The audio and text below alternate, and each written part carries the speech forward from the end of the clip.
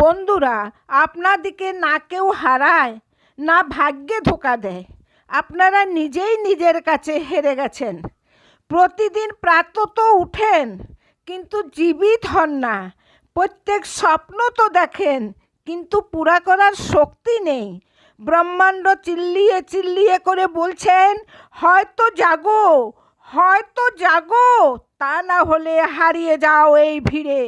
তোমার ভিতরে যে আগুন আছে, তা চা উগালনের জন্য নয়, ওই আগুন দুনিয়া বদলাবার নিয়ে হয়। আজ তুমি চাও তো নিজের ভাগ্যের দাগকে মিটাতে পারো, কিন্তু আজও যদি